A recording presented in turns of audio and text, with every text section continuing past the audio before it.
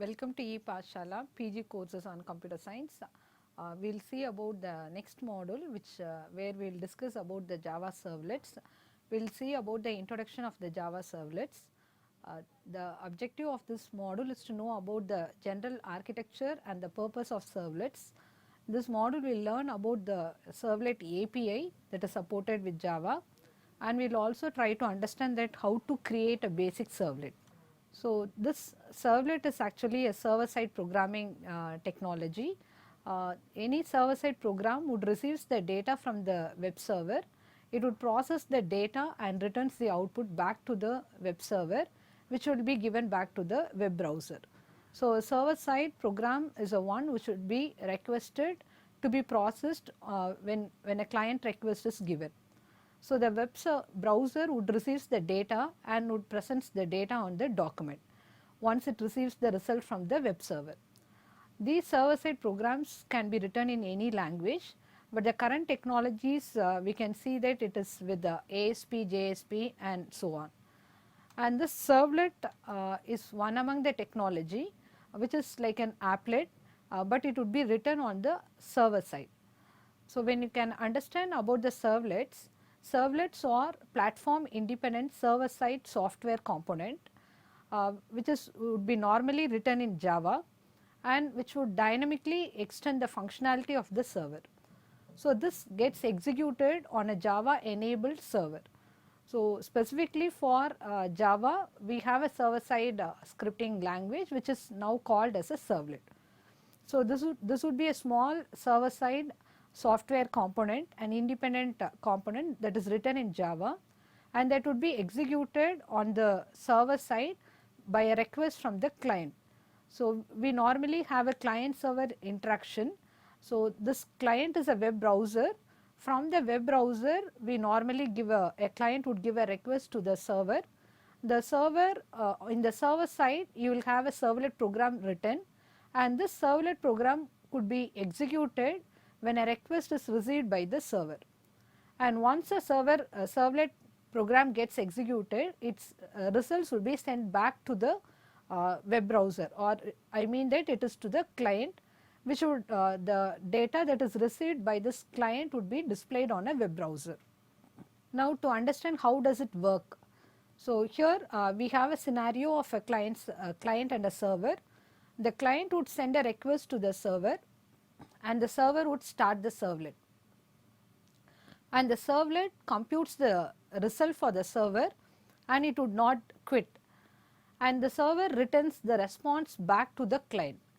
And if another client sends a request, the server calls the servlet again and it would compute the result for the second client request, and again it would not quit, and the whatever result that is written by the servlet would be sent by the server to the client. So, here we need to compare it with the earlier model. The earlier technology for generating dynamically the web pages is with like CGI scripts. So, we have a server side scripting technology called CGI.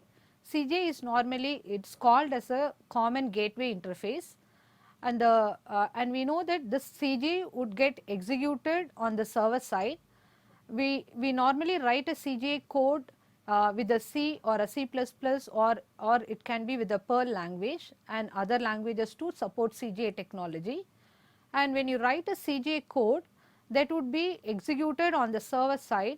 So, whenever a client request is given to a CGI code, a program, this would be created for every client request. This CGI code would get executed and the result would be sent back to the client. So, every time a client request is given, a new process would be created when a CGI code is written. So, whereas when you look into the servlets once gets loaded, the servlet would be running as a background process. So, every time a client gives a request, you will have a servlet running in the web server that would get executed or processed, and the results would be sent back to the client. So, we have advantages over the servlet, like we have the processing speed or the resources utilized by the servlet is going to be minimum, and the processing speed is also of considerable performance. So, we can see that this, when you run a servlet, this would not require creating a separate process each time. So, once a servlet gets loaded in the memory, a servlet would stay in the memory and it does not have to be reloaded each time. So, you will have only one instance that is handling multiple requests from multiple clients, and it is not like a separate instance that is created for every request when you write a CGA code.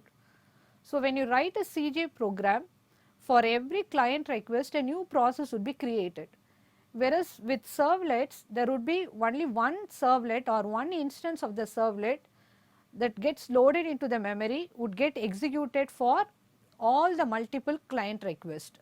So, this obviously improves the performance of executing a server side code, and untrusted servlets can run in a sandbox. So, but when you compare the, when you look into the disadvantages of the servlets, we have a less choice of languages, which means that your servlet program can be written only in Java. So, Java supports a platform independent language, it is a platform independent language. So, your servlet is going to be a platform independent Java component which would be running in the server side, and this servlet can be written only in a Java language, whereas when you look into a CGA, you have other options of writing the code in C, C++ or Perl or the other languages. So, but when you compare the performance of a servlet with CGI, servlets has a considerable performance in terms of the processing speed and the memory or the resources that is utilized in the server side. Now, in order to execute the servlet, we need to go for a web container, or you can call it a web server. We know that there are web browsers, normally we have instances like Firefox or Google Chrome, Internet Explorer, all these are instances of a web browser. But from the web browser, we normally gives a request to the server. So, you need to have a web browser installed in the client side in order to handle this client request and to be sent to the server. So, all these requests would be sent as a HTTP request, and the response from the server would be written back as a HTTP response. All these preliminaries we have already seen in the earlier modules. Now, in order to execute a servlet, we need to have a servlet engine. So, this servlet engine is nothing but a web server that has to be installed in the server side. So, here we have a web server called Tomcat. This comes along with the Apache, and Tomcat is like a helper application for Apache, and it acts as a servlet container. So, this Tomcat is a servlet engine that handles servlet requests for Apache. So, now this Apache can handle many types of web services compared to Tomcat, and when you can this Tomcat is added one with Apache. So, either we can install Apache as a standalone one, or you can install Tomcat as a standalone one, or you can have both Apache and Tomcat together for supporting web services as well as for executing servlets. And we know that this Apache can be installed without a Tomcat, and a Tomcat can also be installed without this Apache. So, it is not necessary that you need to have an Apache installed in your machine to run your servlets, but we need a web container or a web server. That is, now we will see, we can see in the coming slides how we normally have to install a Tomcat to run our servlet code. So, it is very easier to install Tomcat standalone than as part of the Apache. So, by itself we can see Tomcat can handle web pages, servlets and JSP. So, in order to work with all these technologies, we need to have a Tomcat installed in our server machine. And both this Tomcat and Apache are open source, that is, we mean that it is freely available. So, we need to run a servlet code or a servlet program, we need to have a web server installed in our machine. And as we know that this client and server can run in a single machine. The thing is that our servlet would be running in the web server, or it gets loaded into the address space of the web server. So, now coming to the API that is supported for executing servlets. So, in Java, in order to execute servlets, we have a separate API, Servlet API, that has two specific packages called javax.servlet and javax.servlet.http. So, these two packages contains the classes and the interface in order to write a servlet code, and these packages does not come along with the Java core packages. So, they are not included in the JSDK, that is the Java Software Development Kit. So, now but nowadays in the earlier versions of JDK we do not have this servlet API. So, we need to separately get the package put into our JDK in order to run our servlet program.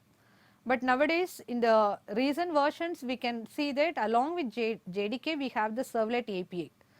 So, the servlet API it's available as a jar file that has to be downloaded and put into the library of the JDK.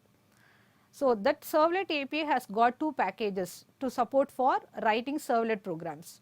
So, the two packages are javax.servlet and javax.servlet.http. So, in order to start coding our servlet program, the first step we have to import these two packages, which has the classes and the interfaces supported for writing a servlet code. Now, let us see what is this package contains. So, the servlet API consists of this package called javax.servlet, and in this servlet javax.servlet package we have 5 interfaces like servlet, and we have the servlet request interface, servlet response, servlet context and the servlet config. So, this servlet interface declares the lifecycle methods for a servlet, and the servlet request interface would help the servlet to read data from a client request, and servlet response interface is to write a response or a data back to the client. And using the servlet context interface we can enable the servlet to log events and access information about the environment. And we have another interface called servlet config interface, which would allow the servlets to get the initialization parameters. So, these 5 interfaces are available in the package called javax.servlet, and the other package called javax.servlet.http, this specifically contains these 3 interfaces called HTTP servlet request, HTTP servlet response and HTTP session. All these 3 are defined as interfaces, and HTTP servlet request would enable the servlet to read data from an HTTP request, and HTTP servlet response would enable the servlet to write data to an HTTP response. And there is an interface called HTTP session, this for handling session management or session tracking with servlets. So, this interface would allow session data to be read and written. So, these are the important interfaces we need to know when we have the servlet API. So, a servlet is any class that implements the javax.servlet.servlet interface. So, this API provides 2 abstract classes that implements the servlet interface called generic servlet and HTTP servlet. So, mostly when you create a servlet, you will extend the class with a HTTP servlet class, or you will extend it with the generic servlet class. So, some servlets would extend this generic servlet class, and mostly we are from the web browser, a request would be sent as a HTTP request and the response is sent back as a HTTP response.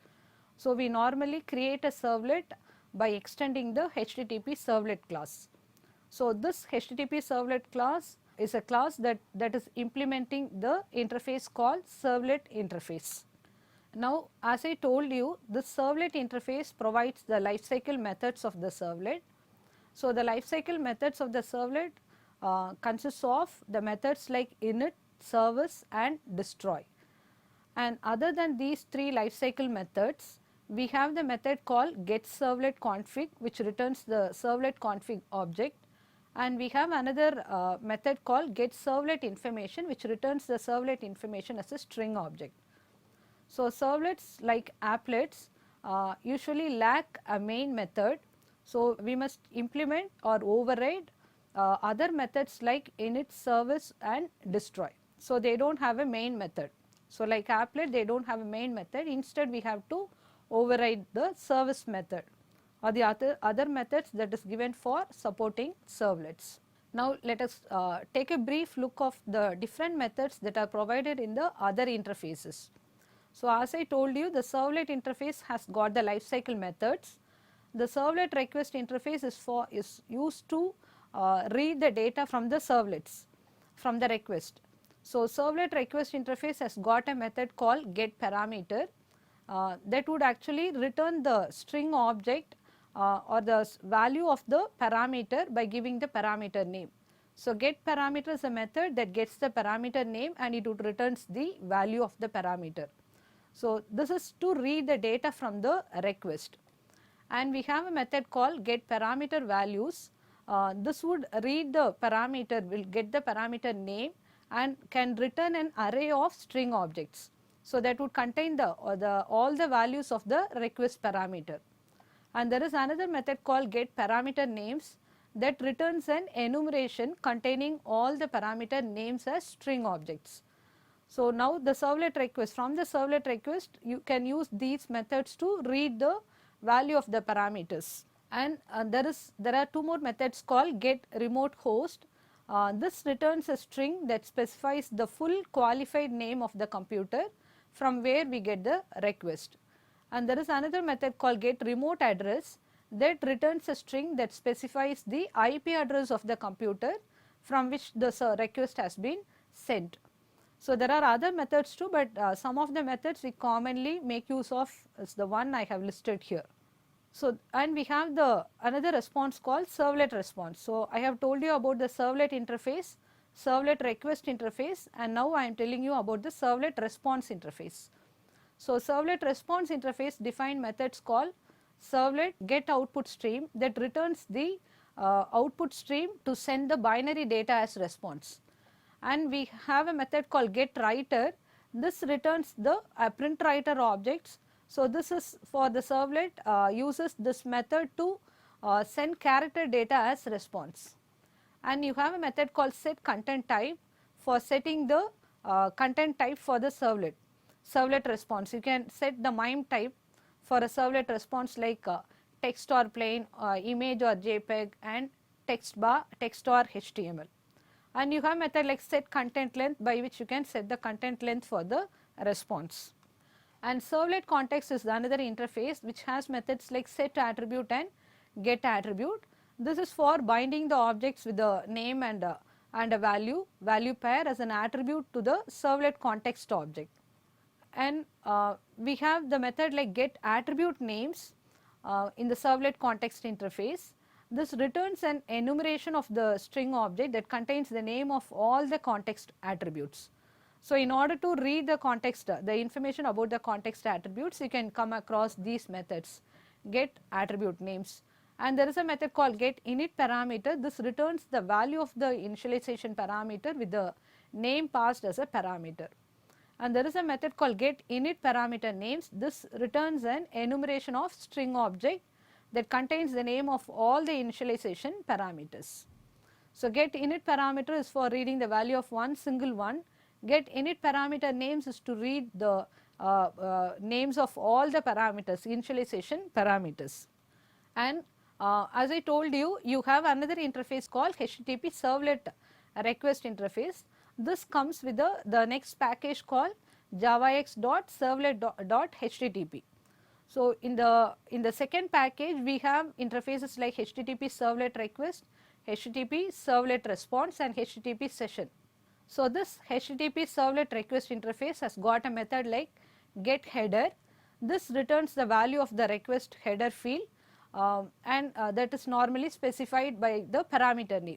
So, you give the parameter name that gets the you can read the header value of the header, and get headers would return all the values associated with the request field, and get header names would returns the names of all the request header that a servlet can access as an enumeration of the string objects. So, this returns an enumeration of string objects.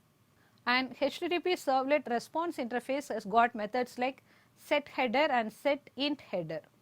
So, set header would set the value of the header by giving the name of the parameter and the value of the parameter, and get int header would set the value of the header along with the value, but if the header field has been set, the new value overwrites the existing value.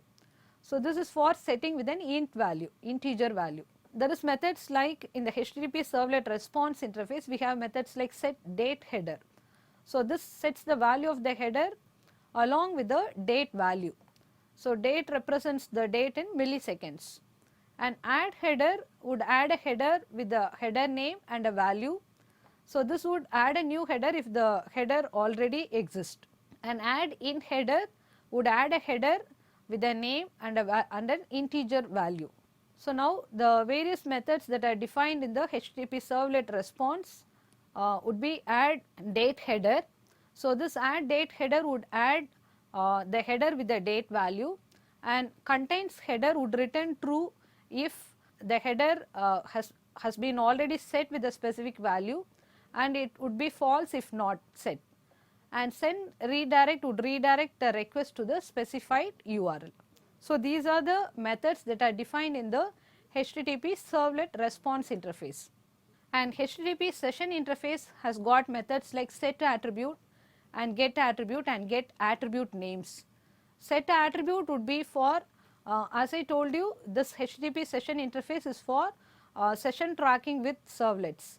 So, you can maintain a session, and so during that session you can set an attribute. So, you can bind the object with a name and a value as an attribute to the session object, HTTP session object, and get attribute by giving the string name, by giving the string object. This can retrieve the value of the parameter from the session object, and get attributes name would return an enumeration that contains the name of all the objects that are bound as attributes to the HTTP session object.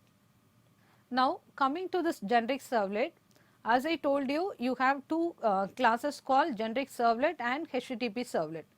So, when you want to write a servlet program, you have to extend it with this generic servlet class, or you have to extend it with the HTTP servlet class. So, this generic servlet defines a generic protocol independent servlet, and this normally gives a blueprint and that makes writing servlet easier. So, generic servlet would provide simple versions of the lifecycle methods like init and destroy, and some of the methods in the servlet config interface. So, to write a generic servlet, we have to override the abstract method called service method. So, you define a class that extends generic servlet, and we have to override the method called service method. So, within the service method you will write your executable code. So, this service method would take two parameters. One is the servlet request object, the other one is the servlet response object.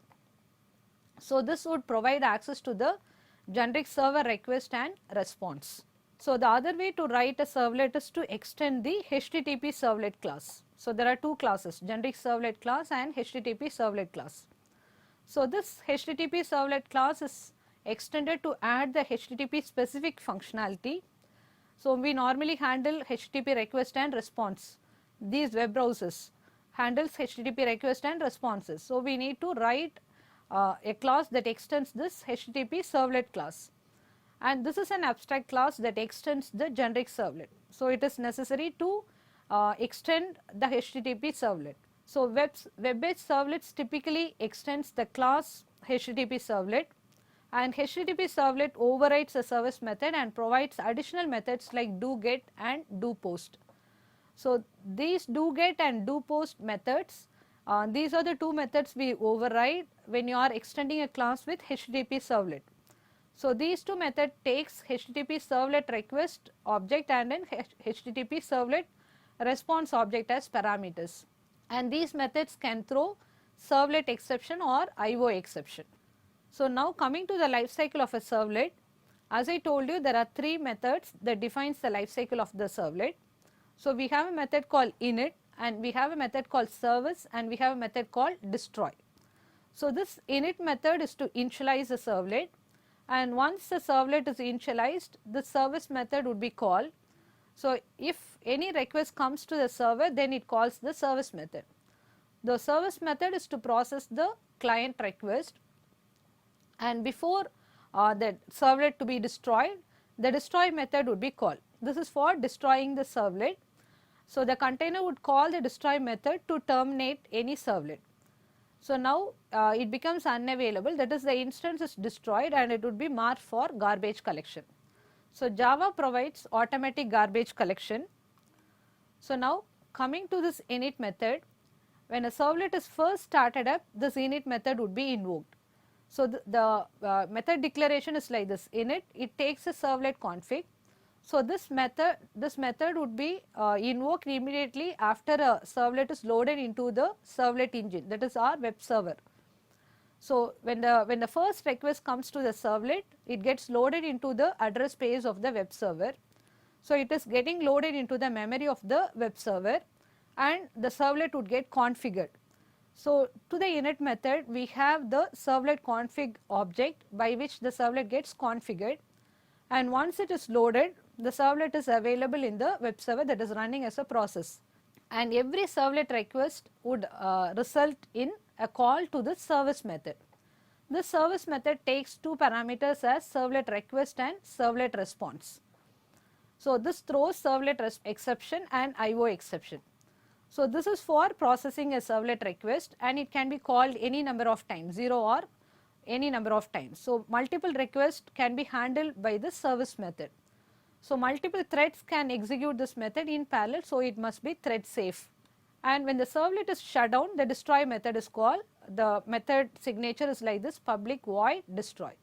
So, once the servlet gets unloaded, it is marked for garbage collection. So, looking into the architecture diagram, we can see in your JVM you have the servlet container, and this servlet container would initiate a call to the servlet.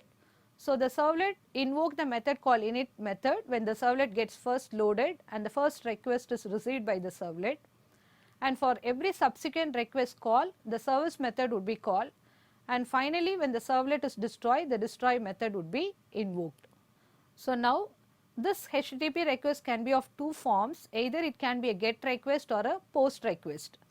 So, we have seen that when a request is submitted in a web page, it is almost a get request. So, all the information that is passed from the client side is added to the URL. So, the URL you can see there would be a question mark, and following the question mark you have the parameters that are attached in the URL, and that would be sent to the server. But this get request is for putting only limited information. So, you can also put large amount of information if your request is going to be a put request. And there is another request called post request, by which also you can send it as a separate, it is not along with the request with the URL, but as a separate header you can send the request to the server.